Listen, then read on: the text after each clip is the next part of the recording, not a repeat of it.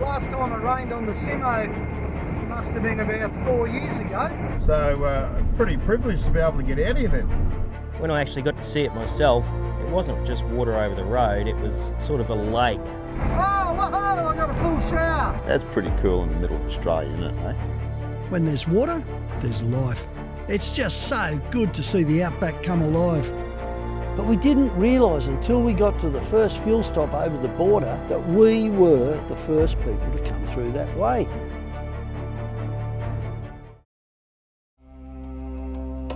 Hey guys, I've just about had enough of the big smoke. I don't know about you. What do you reckon we head out bush again? Sounds good to me, mate. That sign says respect your country. Let's go and do a bit of that in low range. Too good. I love it. All right, let's go floating the James Ranges. I've seen times that you would not believe.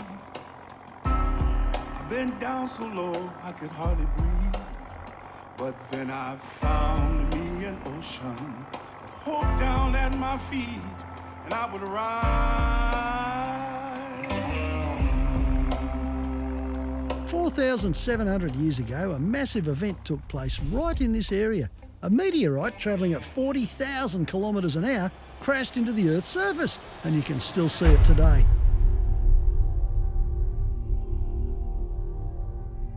Can you imagine being around here when it happened? I reckon you'd have known about it. I mean, Oh, yeah. 4,500 years ago, for starters, so fair chance there was people around. They probably ran. This was just all caused by shockwaves, so... Kaboom. And this is one of 12, this is the biggest. They reckon that the Henley meteor that caused this, they reckon it probably weighed, you know, maybe a couple of tonnes. You're talking about something not much bigger than a medicine ball of metal. Once you read about how it got there and how long ago it was there and how it's still there, it makes you think how fragile we really are, how fragile this Earth is. The astronauts that used to go to the moon used to come over to this hole in the ground and check it out because it's the closest to what was on the moon apparently.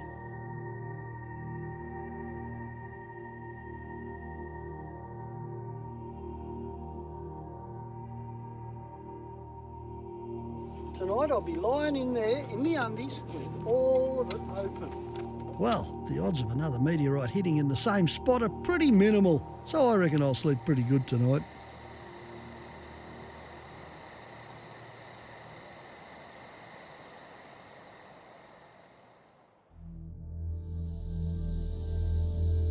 "5:58, first light. It's already pushing 30 degrees and the flies are buzzing around my swag. There's no relief from this heat. This is the desert in summer. This is going to be another scorcher. Night times, if you struggle with sleeping in heat, it's probably not a place for you. Wait till the cooler months. It's not the most comfortable place in the world to be in summer.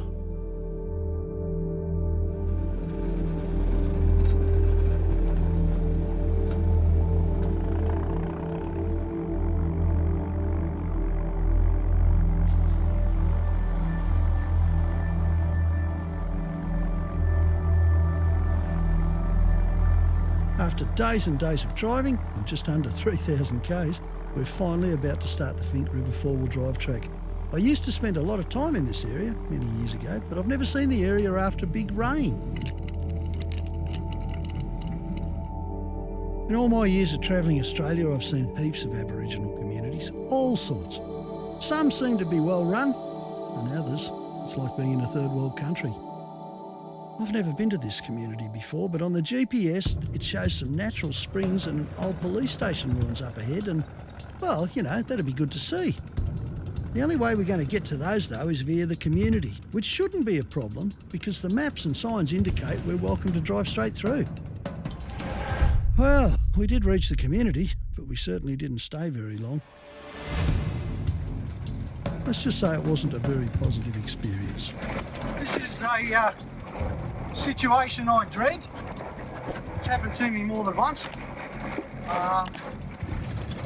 Very isolated Aboriginal community here, and we're really not welcome at all.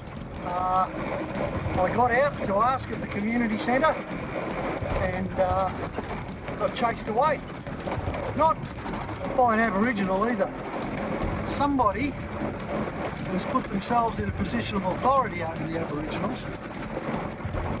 What worries me is there's another game being played here. I think I know what that game is because I've seen it before. I've seen the type of person who gets involved in it. And this is why the government called intervention in a whole lot of places like this. So the situation we're in at the moment is that we've driven through the community and we're on our way to the springs. But after the welcome we got coming through, I'm not prepared to leave our cars sitting here, so we're going to can that plan. The problem is, the only way out is the way we've just come in. On the UHF, we're going to make it sound as if we're stopping to see the springs, but in actual fact, we're making our way back through the community, hoping to make a quick exit. Some things are better off just being left alone. Hey guys,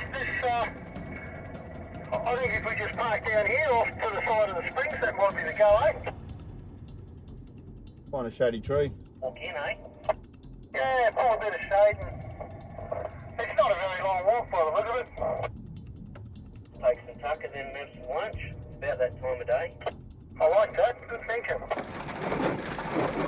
I kind of hope this fella hasn't got a gun. I've travelled Australia a few times now and I've come across places like that. It's better just to leave it alone, keep moving, because that could turn really nasty really quick. And we'll be doing real well if we get through. No sign of him here. Could be hiding somewhere, but we're not hanging around, I tell you.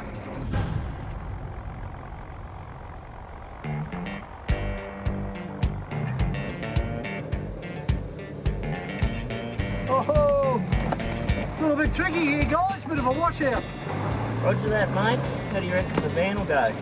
Mate, if anyone can do it, you can.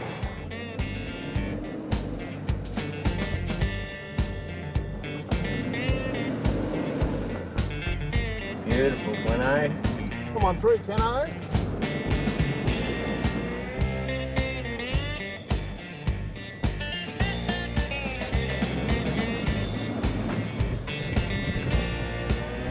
Nicely done, Kenno. The desert and the Finke and all that is a beautiful place when it's dry, but when it's had water, the contrast between the deep red sand and the green vegetation, everywhere you look, looks like a postcard. Look, I've travelled the Outback before. This time around was how quick the grass comes up and how green it is in the Outback. Sensational. Like I said, the last time I was here, it was just brown, dirt, dust. Absolute pleasure to be out here when there's grass out here. Hi guys, welcome to the Finke River, the oldest river system in the world, which means it's the oldest one still running in much the same pattern. 100 million years, the last pattern. They reckon it's about 350 million years old. Wow, and it's got water in it at the moment too, so that's pretty special. It is, mate, I've never seen that. I just can't believe this. Water in the Finke. On average, it floods out in the desert about, once every 20 to 25 years. And for all the times I've seen this river system, this is the first time I've seen water in it. How are we looking for a swim, John? Mate, I'm hanging for a swim. When we first saw water, we all jumped out of our trucks, ran down to the water, dived in. It was probably the shallowest section, warmest water we could find. If we drove a little bit further, we would have found a beautiful waterhole. The relieving part wasn't actually being in the water, it was when you got out of the water and you got hit by that breeze that you've been feeling, the hot breeze the whole time, and it actually cooled you down. It was like a cooling system. It was unreal.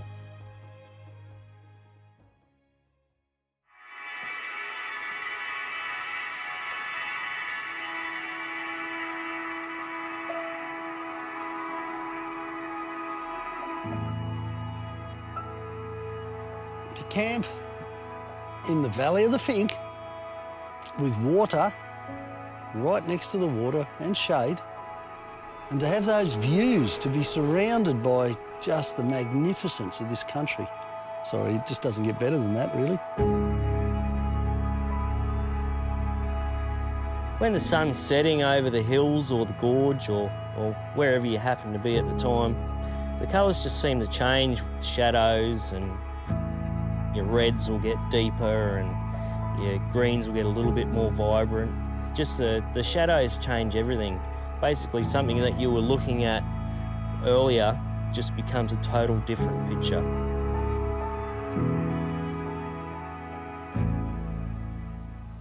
What I have here is a mixture of pork mince and beef mince, okay?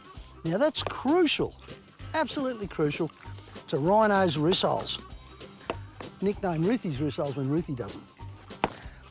And that's because the combination of pork and beef together is absolutely fantastic in a rissole. It's so good it's not funny. Takes a fair bit of mixing up, but that's all right because the best things in life require a bit of work, don't they?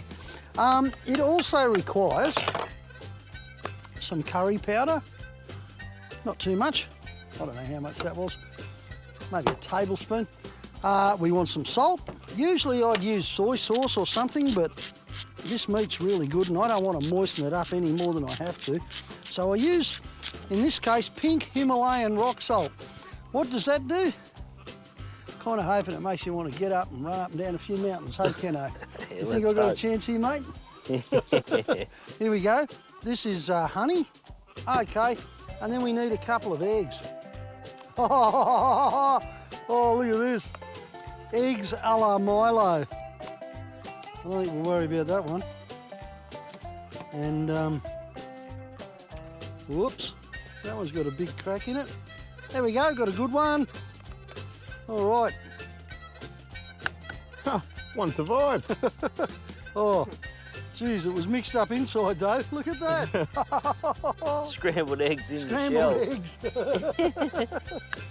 Instant scrambled eggs, guys. They've been in the fridge too. I'm hoping, I've got some breadcrumbs there, but I'm hoping I don't need to use them. I'm hoping I can get this mixture into a nice rissole sort of state without using the breadcrumbs to take some of the moisture out of it. Gleno showed up with some sauce, smoked sauce, chilli and garlic. What are you going to do with that, mate? Drink it. All right, there you go. Okay. Do you want me to heat it up the plate yet, John? Yes, mate. Would you mind chucking the plate on? That'd be great. I think we're nearly... Don't really need to put it on the fire to heat it up. No. About there will be perfect. Oh, that's lovely, mate. Can you just level her up a little bit? Otherwise, I'll be slipping and sliding. Yeah, that's it. You got a funny idea to level, you have. Do you know what I forgot? I forgot the plate that I was going to use. That's all right. I've got one of Rob's bags here. I'll use that. I'm making big rissoles because you're big guys. You've had a big day. Now, just let's pat them into shape, make them look a bit more like rissoles. Wow, that's hot, Gleno. Ooh. Oh, look at that, killer rissoles. That one there's got G written on it for Gleno. There better be two in there with G on them. So we'll just give those a little while to cook with these rissoles. Oh, a bit of special sauce. I don't know how much went in, I closed my eyes. Anyone got any burn cream? Yeah, in the car. Righto. You right to get that over? Is it, how hot is it, mate? Don't burn yourself. Whoa, go the Gleno, go, go, go. Woohoo! Well done, mate. You want that? No, I want that. The heat's barely affected him at all. Okay, Gleno, you've added your sauce. Time for me to add mine. Oh, what's that? What do you got? Hot tomato sauce, invented by Dad. Oh, So it's good got to old be Dad. good. All right. You know, I did all that with a fly in my ear. I kept thinking, Flies out here. gee, I'm really buzzing tonight. There was a fly in my ear. It was with that one, Oh, mate. Kenno. That's the number. This is going to be messy, but hey, there's no girls to tell us not to. Messy and good. There you go, mate. Bit of this gear on there? Oh, yeah, I need... Oh, I we nearly missed the missed onions. Mate, I didn't burn myself. Getting it out of it. All right, let's have a little taste test here, guys. Oh, wow. Oh, Oh, oh, yeah. bit of flavour in there, eh? Ronald McDonald, if you're watching this, give up now, mate. You haven't got a chance. We've got a better restaurant here, haven't we, guys? Yep. It's game on here.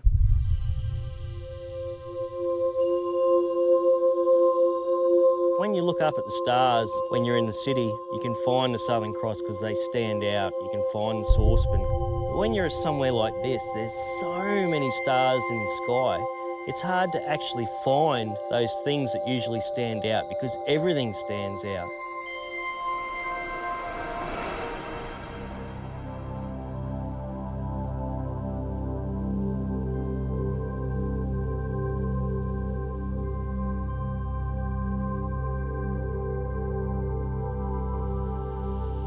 When I heard that it was raining in the centre, I started to get really excited. Because of the rain, I knew that we were going to see things that you don't normally see. In the centre, of course, you know, there can be 30, 40, 50 feet of water in a river one day, and you can be the first person to come through after that. It's just amazing. Hey, look, Gleno, John's already down here. Mate, maybe he put some yabbies in the pot for you. Morning, Morning, John. guys. Hey, mate, how are you? How are you? Have you checked the pot? No, I thought I'd leave that to Kenno. Oh. You know. I wasn't going for yabbies, I was going for fish. Because yabby. Hey! She's alive. Oh, look at that. Hey, Entree. reef and beef, gentlemen. You have redeemed yourself, Kenno. And all I had to do was sleep. I'm good at this. Knowing that no one had been through the Finke track and knowing that the river would have changed things around big time because you could see the flood damage all over the place. All that did was add to the excitement of the trip because you just don't know how far you're going to get before you can't go any further. You might have to turn around and come back. It weaves over the Finke River, crossing so many times, there's water in it. To be here doing it and doing these tracks, soft sand, creek crossings, swimming.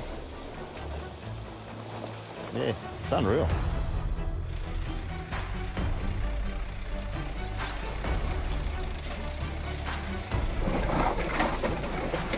I'm really glad I got crawler gears, I tell you. Just set the throttle and just let Milo rock away through. It's a bit rocky. I think it was pretty cool how it just kept winding across the river. So many different creek crossings. I don't know, it's not that deep here. There's a few big ghouly rocks though. Oops. Starting to get a little deeper. There she goes, climbs out again. We might get through this way. Depends how the van would go here, probably float.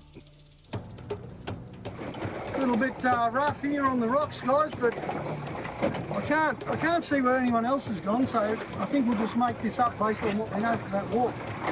Probably, mate. Yes, looks very caravan friendly, gentlemen. Thanks again. Looking good, Kenno. I don't know if the eggs are going to be looking any good after this. Now you can see where I'm going, so we'll take the plunge. Wow, it's a bit rocky in there. Yeah, there's a few big ghoulies too. How's the floor and Milo? Ah, I'm swimming with me thongs. I didn't hit any big ghoulies though, so that was pretty good really. Yeah, I think we'll be safe to follow your line. Yeah, nice line. Picked up a bit of track up here too, guys, so we're back in business. Oh, here I come. Have you tested those door seals, Gleno? Doing it right now, mate. Hey Kenno, can you whip up here with your rod? I've got a couple of fish swimming around on the floor. Righto, mate, you try and catch them. I'll be up in a sec. Oh, go the disco. What happens when the computer gets wet? Well, then that's all over Red Rover.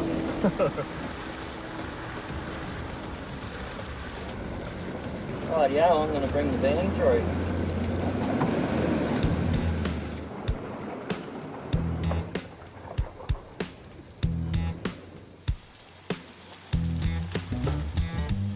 Look, I definitely recommend for people to come and do the Finke River track.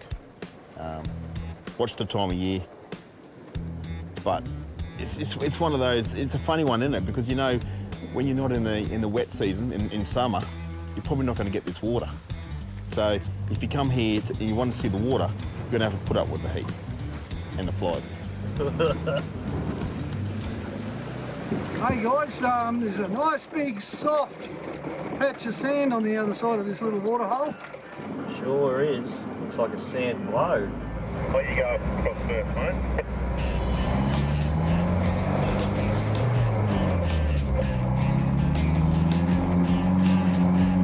Oh, Milo throwing a rooster tail.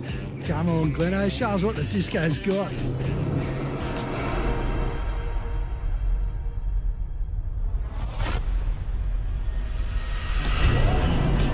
Oh, let's call it the discus. It's flying. Righto, Kenno. Give it the berries.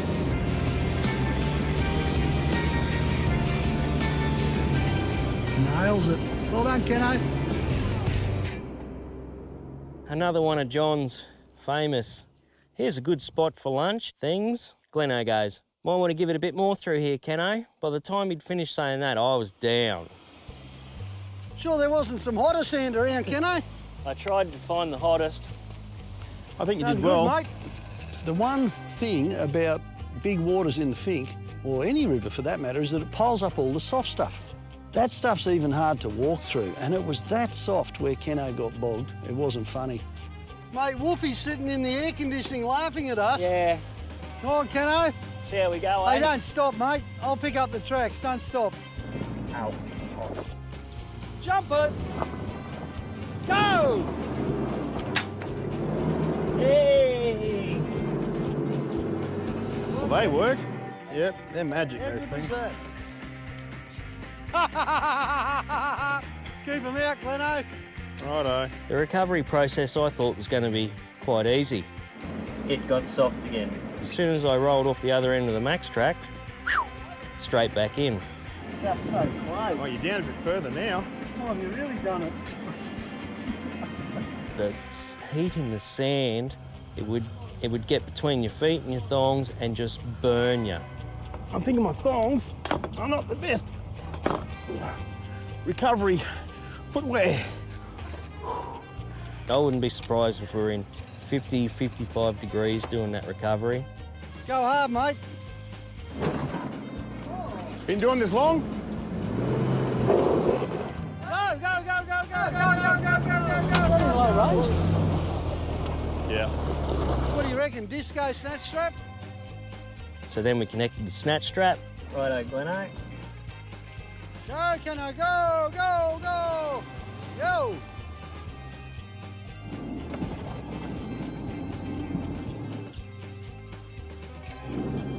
Faster, Kenno. And then Gleno started getting bogged.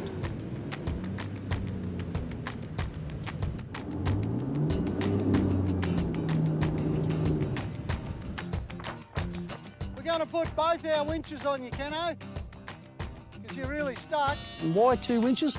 Because one winch just would have pulled the winching vehicle forward and there were no trees. You got another one of those blankets? And it worked. That's always a buzz. A little bit of left hand down, point it down the middle. That's better. Geez, it was hot though. I reckon that is possibly one of the hottest recoveries ever. My feet still hurt, and I know Glen's do too. Why? Because we burnt them on the sand. Not very smart, eh?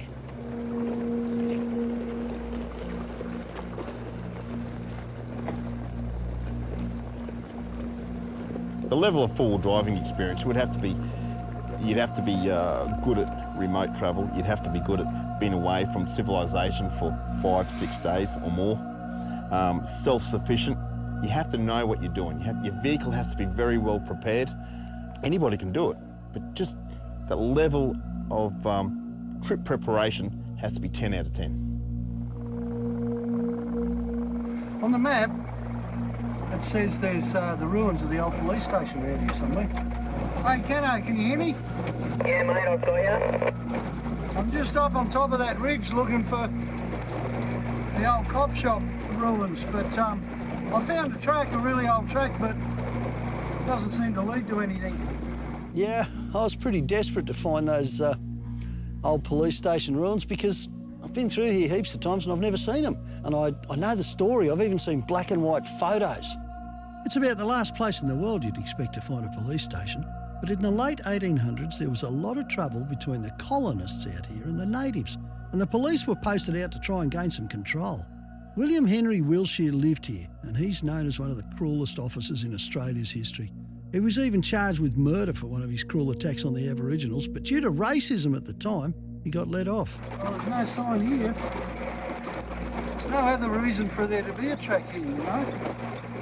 I just wanted to see whatever was left, the tangible remains of that station, but we couldn't find them. Well, it's just one more secret the bush will hold on to.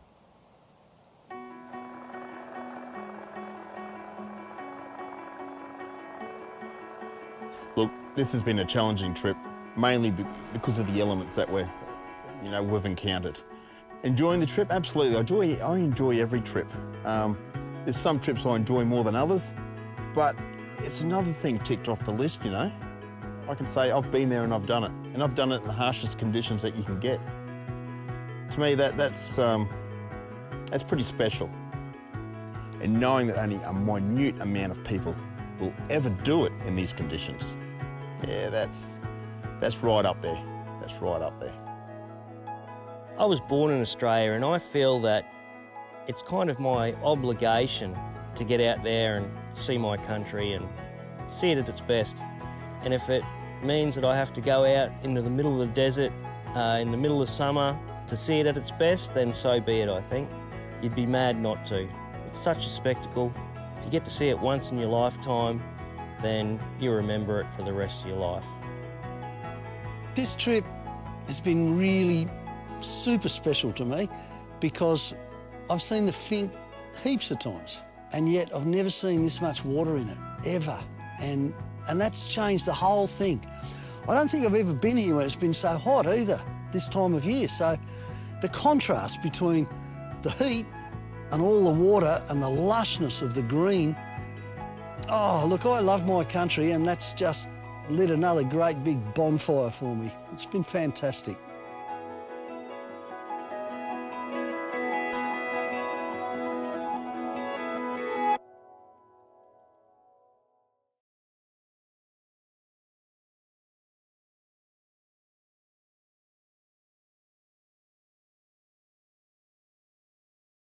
Driving position.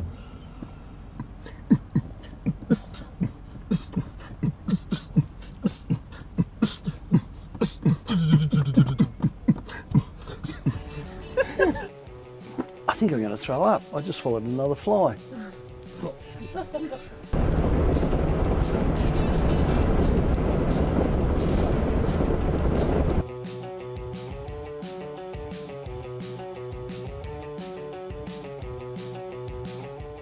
$5 on the black and white.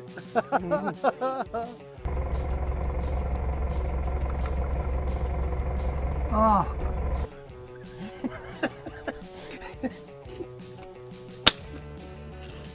You like travelling with me, don't you, Roothy? Yes, I do, John.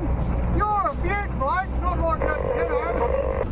The beeping was going on when I hit reverse and it was beeping. I said, oh, nothing behind me, turns it off, hit Mel. What's that? You want the fly net? Now I'm talking to the dog. Because possibly one of the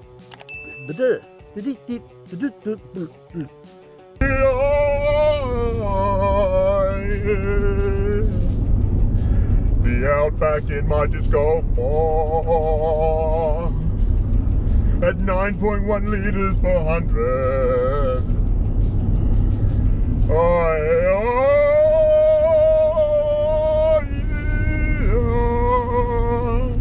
120. Man, he's good. He's good. Help me, Kenno, help me. I'm being held hostage by the Elephant Man.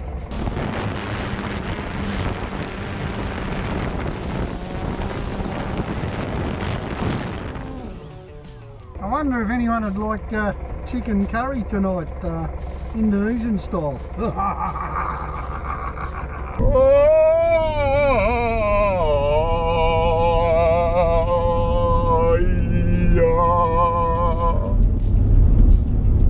different language, that means have a look at the Outback. Whoopee tennis. I bet you reckon it's really cool travelling in Milo, don't you? Well, actually, John, I'd rather be in Kenno's truck. He's got air conditioning and a fridge full of cold fowl. Oh, Woofy, I thought you'd like being in Milo. Well, no, John, actually, it's dusty and it's hot. And, you know, Kenno's a real fun guy.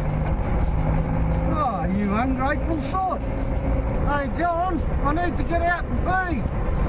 What was that, Woofy? I said I need to get out and pee. See you later. See you in the Springs, Alice Springs. Australian Outback, the adventure of a lifetime.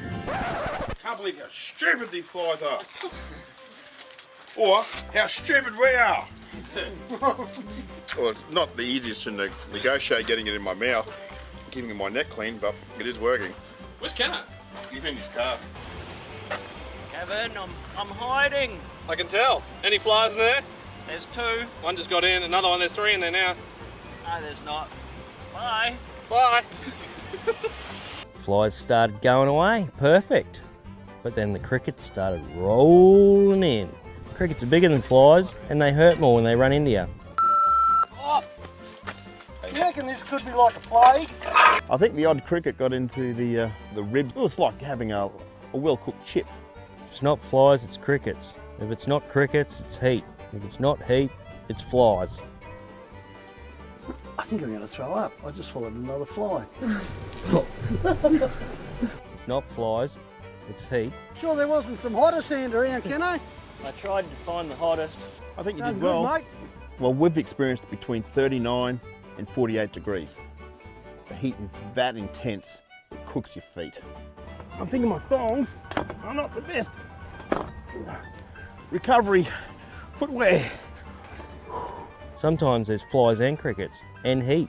My philosophy is, it's easy to stay warm, it's hard to keep cool. This place just does not work for me at all. Heat, crickets. It's good, it's nice.